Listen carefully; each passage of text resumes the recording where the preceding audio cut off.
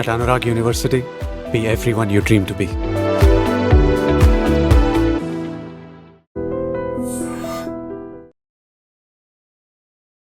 నమస్తే అమ్మా. నమస్తే అమ్మా.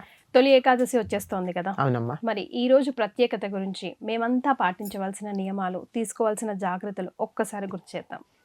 తొలి ఏకాదశి అదేమిటి, చైత్రమాసం కదా మనకి మొదటిది. దీన్ని తొలి ఏకాదశి అని ఎందుకంటారు? మరి ఇప్పటికిన్నా అయినాయి కదా, అంతే కదా. 3 నెలలు అయిపోయినాయి. చైత్రం, వైశాఖం, జ్యేష్టం. 3 నెలల్లో 3 రెళ్ళు 6 ఏకాదశులు అయినాయి. ఈ ఏకాదశిని తొలి ఏకాదశిని ఎందుకంటాం? ఎందుకంటామంటే చాతుర్మాస్యంలో మొదటిది. పండగలు మొదలయ్యేది ఇప్పుడే. శ్రీరామనవమి తర్వాత మళ్ళీ మనకు పండగలు ఏమన్నా వచ్చాయా? లేవు కదా. పండగలు మొదలవుతూ ఉన్నాయి. తర్వాత ఇది దక్షిణాయన పుణ్యకాలంతో సంబంధం కలిగి ఉంటుంది. దక్షిణాయన పుణ్యకాలం వచ్చిన తర్వాత వచ్చేటటువంటి ఏకాదశి మొదటిది. ఇక్కడి నుంచి ఈ తొలి ఇది ఎప్పుడు? ఆషాఢ శుద్ధ ఏకాదశి. ఈ రోజున కాలస్వరూపుడైనటువంటి పరమాత్మ శ్రీమన్నారాయణుడు యోగ నిద్రలో ప్రవేశిస్తాడు. అదేంటమ్మా, పండుగలు స్టార్ట్ అయ్యే వేళ ఆయన పడుకుంటే మనం అంతా ఎవరిని ధ్యానించాలి? అదే, ధ్యానం చెయ్యాలి కానీ ఆర్భాటాలు చేయకూడదు. ఆయన నిద్రకి వెళ్ళినటువంటి సమయం ఇది. ఆయన నిద్ర ఏ నిద్ర అని చెప్పాను? మనలాగా తమోగుణమయమైన నిద్ర కాదు కదా, యోగ నిద్ర. యోగ నిద్ర ఎందుకు అంటే సంవత్సరంలో 12 నెలలు ఉంటాయి మనకి. 12 నెలల్లో ఒక్కొక్క నెలకి 2 పక్షాలు చొప్పున 24 పక్షాలు ఉంటాయి. రోజులో ఎన్ని గంటలు ఉంటాయి? 24 గంటలు ఉంటాయి. మనకి ఒక సంవత్సరం అయితే దేవతలకు ఒక రోజు అవుతుంది. మనకి 24 గంటలు ఉన్నట్టే వాళ్ళకు కూడా సంవత్సరంలో 24 పక్షాలు, 24 గంటలు. రాత్రి ఎంతసేపు పడుకోవాలి? 8 గంటలు. 8 గంటలు పడుకోవాలి అంటే 8 పక్షాలు అంటే 4 నెలలు. ఈ 4 నెలలు చాతుర్మాస్యంగా పరిగణించడం జరుగుతుంది. సరిపోయిందా లెక్క? ఆ తర్వాత వచ్చేటటువంటి ఉత్థాన ఏకాదశి వస్తుంది కదా కార్తీక మాసంలో. అప్పుడు ఆయన నిద్ర లేవడం, ఆ కార్యక్రమాలు అవి మొదలవుతాయి. ఆ తర్వాత ఉత్తరాయణం రావడం జరుగుతుంది. కనుక ఈ తొలి ఏకాదశి నాడు యోగ నిద్ర ముద్రితుడవుతాడు గనక యతులు, సన్యాసులు మొదలైనటువంటి వారు ఈ 4 నెలలు ఎక్కడికి కదలకుండా ఒక చోట ఉంటారు. చాతుర్మాస్య దీక్ష అంటారు. అంటే 4 నెలల పాటు తీసుకునేటటువంటి దీక్ష. మామూలుగా అయినట్టయితే వాళ్ళు ఎక్కువ కాలం ఒక చోట ఉండకూడదు కదా. యతులు సంచారం చేస్తూనే ఉండాలి. ఈ 4 నెలలు, ఈ 4 నెలలు అంటే వానలు పడి బాగా నదులు మొదలైన ఉధృతంగా ఉండి వాటి వల్ల వచ్చేటటువంటి వరదలు మొదలైనవన్నీ వస్తాయి కదా, ఇవన్నీ పోయేదాకా ఒక చోట ఉండాలి.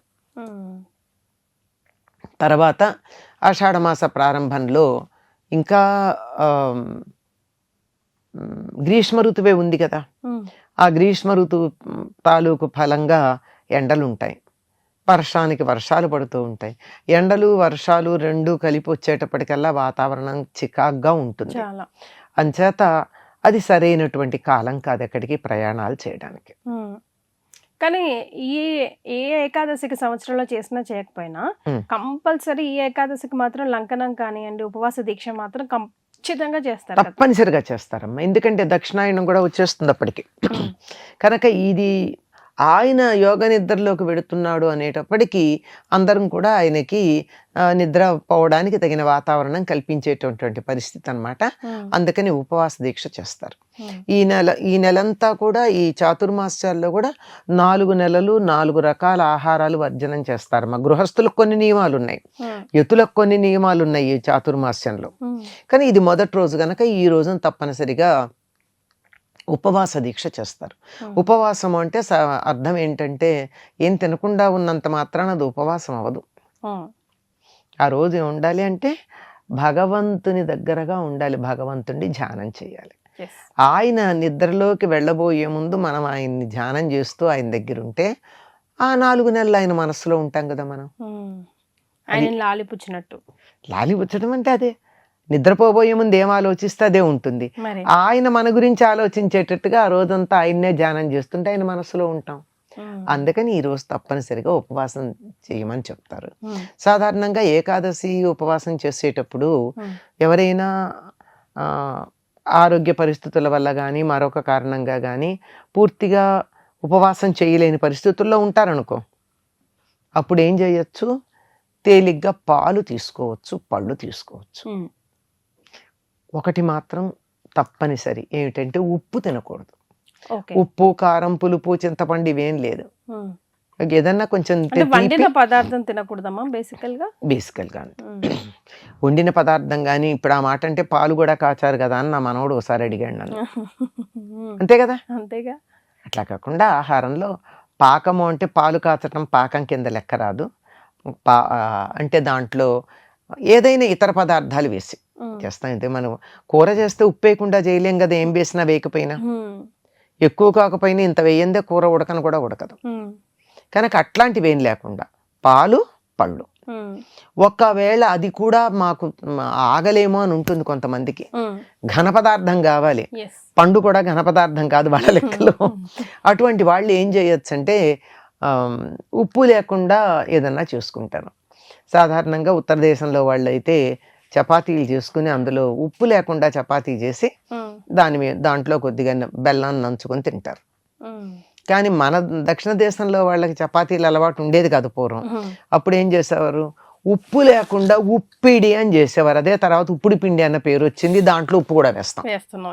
కానీ ఉప్పిడి, ఉప్పు లేనిది. ఉప్పు లేకుండా బియ్యపు రవ్వని నీళ్ళల్లో వేసి, మరుగుతున్న నీళ్ళల్లో వేసి ఉడకబెట్టుకుని అది తింటాం. అలా ఏదైనా లేదు, ఏదన్నా అందులో కొంచెం పాలు పోసుకుని తినడం. తేనె వాటర్ తాగినా ఎక్కువసేపు ఆకలి ఏదనిపిస్తుందమ్మా? ఏదో ఒకటి ఏదైనా సరే తేనె అలాంటివి తీసుకోవచ్చు. కానీ ఈ రోజు ప్రత్యేకంగా ఏం తింటారంటే, ప్రత్యేకమైన ఆహారం ఉంది వాళ్ళ ఉపవాసంలో ఇదొక్కటే నైవేద్యం పెట్టుకుని తింటారు. ఏమిటంటే పేలపిండి. పేలపిండి అంటే జొన్నలు పేలాలుగా చేసి, పేలాలుగా చేయడం అంటే ఈ రోజుల్లో లాగా మనకి పాప్కార్న్ లాగా కాదు కదా, అది వేరు. ఇది వేయిస్తారు చక్కగా, మంగళంలో వేయిస్తారు. కొంచెం పొడి పొడిగా ఉంటాయి కదమ్మా. ఏం లేదు, మొక్కజొన్నలమ్మా, కార్న్, ఎండిపోయిన కార్న్, మొక్కజొన్న. ఆ ఎండిపోయిన కార్న్ తెచ్చి వేయిస్తే అవి కూడా ఇలా విచ్చుకుంటాయి. కాకపోతే మీరు పాప్కార్న్ మిషన్ లో వేసినట్టు ఇంతంత రావు, కొంచెం చిన్నగా వస్తాయి, బానే వస్తాయి. కానీ అది వేయించే తీరు బట్టి చేత అయినటువంటి వాళ్ళు, ఇంకా కొంతమంది బాగా జాగ్రత్తగా చేయాలని చెప్పి ఇసుక అడుగున వేసి పైన వేయిస్తారు. కానీ ఇసుక వేసినప్పుడు కొద్దిగా అలా పువ్వులాగా విచ్చుకున్న దాంట్లో ఇసుక గుచ్చుకునే ప్రమాదం ఉంటుంది. అందుకని జాగ్రత్తగానే ఉండాలి. వేయించి దాన్ని దంచుతారు, దంచి బెల్లం వేసుకుని తింటారు. ఈ రోజు తినేది పేలపిండి. అమ్మ, నేను ఒకటి విన్నాను, అంటే ఈ జనరల్గా కొంతమంది ఏం చేస్తారంటే ఆకలి వేసేస్తుంది స్నానం చేస్తే ఇప్పుడే అని చెప్పి సాయంకాలం చుక్క వచ్చిన తర్వాతే మనం స్నానం చేసి అప్పుడు కానీ ఏదైనా తిందాంలే అని ప్లాన్ చేసుకుంటూ ఉంటారు. కానీ వన్స్ మనం స్నానం ఆచరించాము అని అంటే ఆ రోజు సాయంకాలం ఉపవాస దీక్ష విరమించినట్టే అంట కదా, అవునా? అట్లా ఏం లేదమ్మా, కానీ పొద్దున్నుంచే చేయకపోవడం తప్పు. అచ్చా, స్నానం చేస్తూ ఉపవాస దీక్ష విరమించినట్టేం కాదు. ఇప్పుడు పొద్దునే స్నానం చేయాలి. నిజానికి ఉపవాసం అంటే ఆ రోజు మొత్తం దైవధ్యానంలో ఉండాలి అంటే స్నానం చేసి కదా చేస్తాం, చెయ్యాలి. కానీ ఈ లోపల ఏదన్నా కార్యక్రమాలు ఉన్నాయనుకో, కాలకృత్యాలు, అవి చేసినప్పుడు స్నానం చేస్తాం కదా. అంచేత స్నానం చేస్తే ఉపవాస దీక్ష విరమించినట్టని నేను ఎక్కడా శాస్త్రంలో చదవలేదమ్మా. ఓకే, సో అదేం కాదు. కొన్నిటికి ఉన్నాయి కానీ దీనికి కాదు. ఉదాహరణకి రాత్రి 12కో 11:30, 12 ప్రాంతాలు పెళ్లి అవుతుంది అనుకో, ముహూర్తాలు అప్పుడు ఉంటే, అప్పుడు మళ్ళీ తెల్లారుజామున కంటిన్యూ అవుతూ ఉంటాయి కార్యక్రమాలు.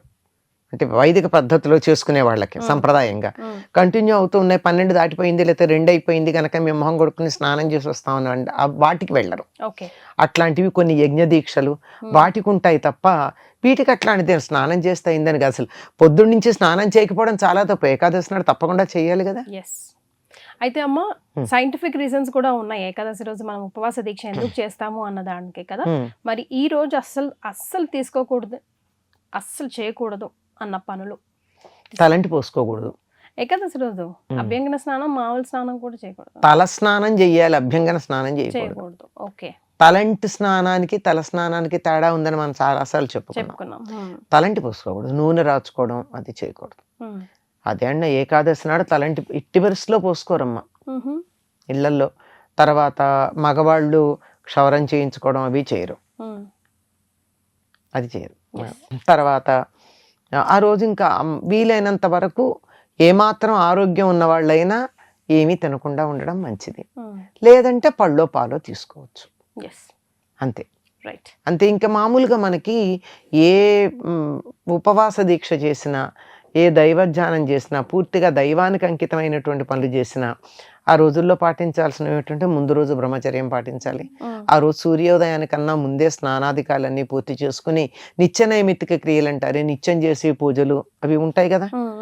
సంధ్యావందనం ఉండే వాళ్ళకి సంధ్యావందనం ఉంటుంది, లేనటువంటి వాళ్ళు మామూలు పూజ ఉంటుంది. ఇవన్నీ మామూలుగా చేసుకునేవన్నీ చేసుకున్నాక ఇవన్నీ అనుసరించాలి. అంతే. వీలైనంత వరకు ఎవరిని తిట్టకుండా ఉండడం, దెబ్బలాడకుండా ఉండడం, అబద్ధం ఆడకుండా ఉండడం, ఇవన్నీ కూడా మనకి వ్రతాల్లో పాటించాల్సిన నియమాలు. కానీ అవి మాత్రం మర్చిపోతాం మనం, అంతే. సరే మా ధన్యవాదాలు. And for more videos, Please subscribe to iDream. Please subscribe to iDream. Please subscribe iDream. And please subscribe to iDream. For more videos, subscribe to iDream. please like, share and subscribe to the channel. Congratulations, iDream. Subscribe to iDream. Subscribe to iDream. So subscribe to iDream Media. iDream ki iDream team andarki huge congratulations. Please subscribe iDream Media. Please subscribe to iDream. Subscribe iDream. Please subscribe to iDream.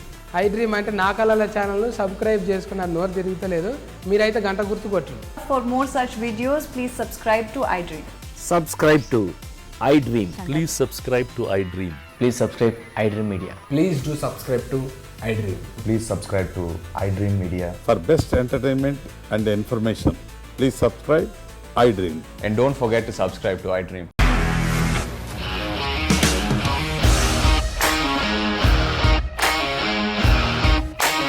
ఇండస్ట్రీలో commitment issues వస్తే నీకు కూడా వచ్చినట్టు morning తీసుకెళ్ళారంటే కొట్టి పడేస్తారు.